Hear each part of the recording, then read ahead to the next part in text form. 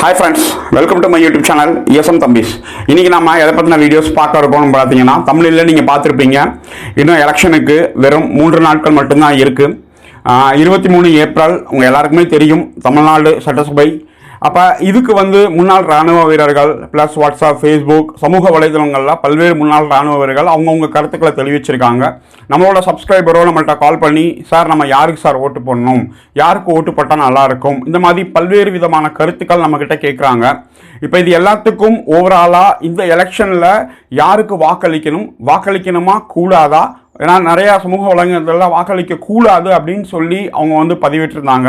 இப்போ யாருக்கு வாக்களிக்கணும், யாருக்கு வாக்களித்தா சரியாக இருக்கும் அப்படிங்கிறத கருத்து நம்ம இப்போ தெரிவிக்க போகிறோம். நம்ம என்றைக்குமே அரசியல் பேச மாட்டோம், ஆனால் இது எலெக்ஷன் நேரம் அப்படிங்கிறதால இந்த நாட்டோட குடிமகன், இந்த நாடு நல்லா இருக்கணும், நம்ம ஊர் நல்லா இருக்கணும் அப்படிங்கிறதுக்காக இந்த வீடியோவை நம்ம பதிவிடுறோம். ஃப்ரெண்ட்ஸ், உங்கள் எல்லாருக்குமே தெரியும், இன்னும் ஒரு 3 நாட்கள் தான் இருக்குது. 23 ஏப்ரல் காலையிலேயே தொடங்கிடும் வாக்கெடுப்பு.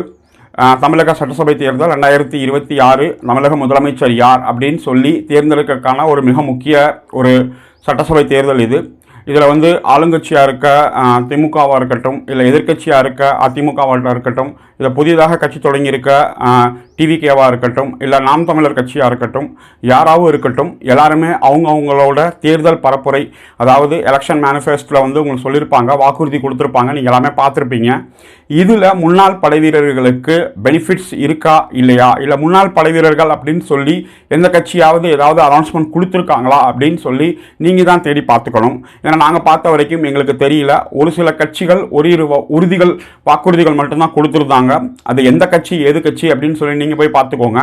மற்றபடி நம்ம ஒரு 10 கோரிக்கைகள் வச்சுருந்தோம். அந்த கோரிக்கைகள் சம்மந்தமாக எந்த ஒரு கட்சியும் எதுவுமே அவங்களோட தேர்தல் வாக்குறுதியில் கொடுக்கல.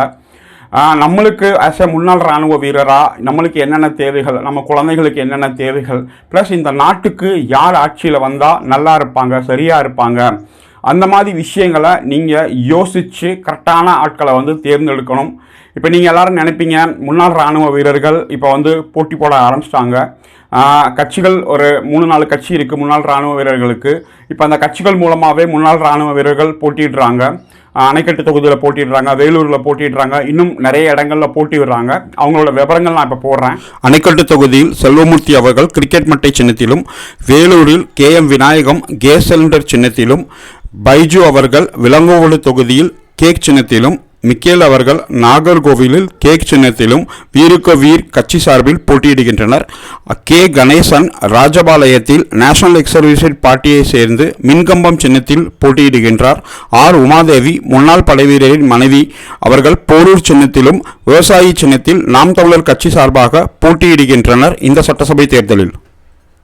இதே மாதிரி நிறையா இராணுவ வீரர்கள் இன்னமும் சம்மந்தப்பட்ட கட்சியில் வரணும், முன்னாள் இராணுவ வீரர்களுக்காக சட்டசபையில் போய் பேசணும் அப்படிங்கிறது தான் நம்மளோட கோரிக்கை. ஏன்னா இன்றைக்கி நாட்டில் சட்டம் ஒழுங்கு பிரச்சனைகள், பல்வேறு கட்சிகள் தங்களோட கூப்பன், தங்களோட செக் புக், இந்த மாதிரிலாம் நிறையா கொடுத்து மக்களை வாக்கெடுப்பு கேட்குறாங்க. எங்களுக்கு ஓட்டு போடுங்க, நாங்கள் இதை செஞ்சுருவோம், நாங்கள் அதை செஞ்சுருவோம், அப்படி செஞ்சுருவோம் அப்படின்னு சொல்லி நிறையா கேட்டுக்கிட்டு இருக்காங்க. இதை ஒரு படிக்காத மக்கள், பாமர மக்கள் என்ன நினைப்பாங்கன்னா, இவங்க அவங்க கொடுத்துருவாங்க, அவங்க பண்ணிடுவாங்க, செஞ்சுருவாங்க, நம்பி ஓட்டு போடுறாங்க. ஆனால் வந்ததுக்கப்புறம் அதை செய்வாங்களா, அது செஞ்சால் எல்லாருக்குமே கிடைக்குமா, யாரெல்லாம் ஓட்டு போட்டாங்களோ அவங்களுக்கு கிடைக்குமா, இல்லை யாருக்கு கிடைக்கும்? ஏன்னா நம்ம ஆல்ரெடி ஒரு வீட்டு வரியில் நம்ம பார்த்துட்டோம். வீட்டு வரி சட்டசபையில் அறிவிக்கும் போகும்போது முன்னாள் இராணுவ வீரர்களுக்கு அனைவருக்கும் வீட்டு வரி விலக்கு அப்படின்னு சொல்லி அறிவித்தாங்க. ஆனால் அதை நடைமுறைப்படுத்தும் போது தகுதி வாய்ந்த முன்னாள் இராணுவ வீரர்கள், இல்லை மத்திய மாநில பணியில் இருக்கவங்களுக்கு கிடைக்காது. அதுக்கடுத்து நீங்கள் இன்கம் டேக்ஸ் செலுத்தியிருந்தால் கிடைக்காது, மனைவியின் பேரில் வீடு இருந்தால் கிடைக்காது, இப்படி அதில் ரெகுலேஷன் வச்சுட்டாங்க. அப்போ இப்படி போடும்போது பெனிஃபிஷரி ரொம்ப குறைஞ்சிருவாங்க. அதே மாதிரி தான் இந்த கூப்பன், இந்த செக் புக், இவ்வளோ செய்கிறாங்க அவ்வளோ செய்கிறாங்க அப்படின்னு வரதுக்கு வாய்ப்பு இருக்குது. இப்போ இதெல்லாம் செய்யணும் அப்படின்னா தமிழகத்தோட கடன் உங்களுக்கு தெரியும், சோஷியல் மீடியா எல்லாத்தையும் நீங்கள் பார்த்துருப்பீங்க, நெருக்கி ஒரு 10 லட்சம் கோடிக்கு மேலே ஆயிடுச்சு. இந்த கடனை எப்படி அடைக்க போகிறாங்க? ஏன்னா கடன் வாங்கி ஒரு திட்டம் செயல்படுத்தணும் அப்படின்னா அது எத்தனை நாளைக்கு ஓடும்? நம்மளோட தமிழக பட்ஜெட் வருவாயில் இருந்து அவங்க செலவழிச்சிருந்தாங்கன்னா பிரச்சனை கிடையாது. கடன் வாங்கி எல்லா விஷயத்துக்கும் அவங்க செலவழிச்சாங்கன்னா இது எத்தனை நாள் ஓடும் அப்படிங்கிறது ஒன்று இருக்குது. கடன் வாங்கி தான் எல்லா கவர்மெண்ட்டும் நடத்திக்கிட்டு இருக்காங்க அப்படின்னா வருவாயை பெருக்கிறது எப்படி? மக்களுக்கு வந்து இன்றைக்கி இருக்கிற வீட்டு வரி, சொத்து வரி, இபி பில் இதை ஏற்றாமல் இன்றைக்கி இருக்கிற மாதிரியே அடுத்த 5 வருஷமும் கண்டினியூவாக இருக்கும், நாங்கள் வருமானம் பெருக்கிறதுக்கு இந்த வழிமுறைகள், அதுக்கடுத்து நேர்மையாக செயல்படுவோம், லஞ்ச லாவணி இல்லாமல் செயல்படுவோம் அப்படின்னு யார் உங்களுக்கு வந்து வாக்குறுதி கொடுக்குறாங்களோ, இல்லை உங்கள் மேற்கு நம்பிக்கை இருக்கோ, அவங்களுக்கு உங்களோட மனசாட்சிக்கு உறுதுணையாக இருக்கிறவங்களுக்கு நீங்கள் ஓட்டு போடுங்க. நம்ம வந்து யாருக்குமே இவங்களுக்கு ஓட்டு போடுங்க, அவங்களுக்கு ஓட்டு போடுங்க, இவங்க நல்ல கட்சி, அவங்க நல்ல கட்சி அப்படிங்கிறத நம்ம சொல்ல போகிறதில்ல. ஓட்டு உங்களோட தனிப்பட்ட உரிமை, உங்களோட உரிமையை நீங்கள் பயன்படுத்துங்க. நம்மளை பொறுத்தளவு அனைவரும் வாக்கு செலுத்த வேண்டும் அப்படிங்கிறது மட்டும் நம்ம கேட்டுக்கிறோம். வாக்கு செலுத்தாமல் இருக்கக்கூடாது. 23ஆம் தேதி எல்லாருமே போய் உங்களோட வாக்குச்சாவடியில் உங்களோட வாக்கை நீங்கள் ஜனநாயக கடமையாக கண்டிப்பாக ஆற்றிட்டு வரணும். நீங்கள் ஓட்டு யாருக்குனாலும் போடுங்க, ஆனால் தேர்ந்தெடுக்கு முன்னாடி நீங்கள் போடுற ஆட்கள் நல்லவரா, கரெக்டாக இருப்பாரா, உங்களோட தொகுதியோட பிரச்சனைகள், உங்கள் பகுதியோட பிரச்சனைகளை அவர்கிட்ட போய் சொல்ல முடியுமா, நீங்கள் சொன்னால் அவர் கேட்பாரா, உங்கள் பகுதியில் இருக்க பொதுவான பிரச்சனைகளை முன்கூட்டியே அவங்கள்ட்ட சொல்லி இதை நீங்கள் செஞ்சு கொடுக்கணும் அப்படிங்கிறத நீங்கள் கோரிக்கை வைங்க. ப்ளஸ் ஓவராலாக யார் வந்தால் இந்த தமிழ்நாடு நல்லாயிருக்கும், உங்கள் மாவட்டம் நல்லாயிருக்கும் அப்படின்னு நீங்கள் நினைக்கிறீங்களோ அவங்களுக்கு உங்களும் உங்களோட குடும்பத்தாரும் சேர்ந்தவங்களும் சேர்ந்து ஓட்டு போடுங்க. முன்னாள் இராணுவ வீரர்கள் நிறையா பேர் வந்து இன்றைக்கி தேர்தலில் நிற்கிறாங்க. எந்தெந்த பகுதியில் இருக்காங்களோ அந்தந்த பகுதி முன்னாள் இராணுவ வீரர்கள் அவங்களுக்கு கண்டிப்பாக வாக்கு செலுத்துங்க. இப்போ நீங்களாம் நினைக்கலாம், நம்ம செலுத்தி அவர் ஜெயிக்க போகிறாரா, நம்மளோட ஓட்டுனால அவர் வைக்க போகிறாரா? அப்படி கிடையாது. அவர் வந்து நிற்கிறாருன்னா நம்மளோட கம்யூனிட்டியை சேர்ந்த ஒருவர், நம்மளோட முன்னாள் இராணுவ வீரர். அப்போ அவருக்கு நம்மளே ஆதரவு கொடுக்குறோன்னா யார் ஆதரவு கொடுப்பா? அப்படிங்கிறதால உங்கள் பகுதியில் இருக்க முன்னாள் இராணுவ வீரர்கள் சுயேட்சை நின்றாலும் சரி, இல்லை ஏதாவது கட்சியில் சேர்ந்து இருந்தாலும் சரி, அவர்களுக்கு நீங்கள் கண்டிப்பாக ஆதரவு கொடுங்க. அவர் யார், எந்த சின்னத்தில் போட்டிடுறா அப்படின்னு சொல்லி நம்மளால் முடிஞ்ச அளவுக்கு நம்ம சேனலில் போட்டிருக்கோம். இன்னமும் நம்மளுக்கு தெரியாத நபர்கள் நிறைய பேர் இருக்க வாய்ப்பு இருக்குது, உங்களுக்கெல்லாம் தெரியும். அப்போ யாருக்கு ஓட்டு போடணும் அப்படின்னு சொல்லி நீங்கள் யோசித்து சிந்திச்சு அடுத்த ஓட்டு போடுங்க. ஏன்னா இன்றைக்கி வந்து பழைய ஒரு 20 வருஷத்துக்கு முன்னாடி இருந்த சோஷியல் மீடியா கிடையாது. இன்றைக்கி எது நடந்தாலும் இம்மீடியட்டாக அவங்க மூலமாக ஃபேஸ்புக், வாட்ஸ்அப், யூடியூப் இந்த மாதிரி மூலமாக உங்களுக்கு வந்துக்கிட்டு இருக்கு.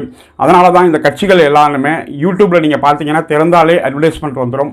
யார் எந்த வீடியோ போட்டாலும் நம்மளோட வீடியோஸில் நிறையா வாட்ஸ்அப் குரூப்பில் வந்து டிலீட் பண்ணாங்க, சார் அந்த கட்சியோட விளம்பரம் உங்கள் இதில் வருது, ஆரம்பித்தாலே அது வருது இது வருது அப்படின்னு சொல்லி நிறைய பேர் நம்ம வீடியோவை டிலீட் பண்ணாங்க.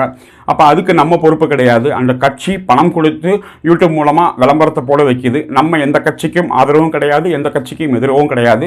இந்த நாட்டுக்கு, இந்த பகுதிக்கு யார் நல்லது செய்வாங்களோ அவங்களுக்கு நீங்கள் தேர்ந்தெடுத்து நல்லவர்களாக செயல்படுத்துங்க. ஆனால் ஓட்டு போடுங்க அப்படிங்கிறது தேர்தல் ஆணையத்திலேருந்து வந்திருக்கிறது. அனைவரும் வாக்கு செலுத்த வேண்டும். வாக்கு செலுத்துறதை விடவே கூடாது. இன்னும் 3 நாட்கள் தான் இருக்குது. யோசித்து நல்லவர்களுக்கு, வல்லவர்களுக்கு, நியாயமானவர்களுக்கு நீங்கள் வந்து ஓட்டு போடுங்க. அது எந்த கட்சியாகவும் இருக்கட்டும், ஆனால் சிந்திச்சு வாக்களிங்க அப்படிங்கிறது மட்டும்தான் நம்மளோட கோரிக்கை. தேங்க்யூ வெரி மச் வாட்சிங் திஸ் வீடியோ. ஜெய் ஹிந்த்.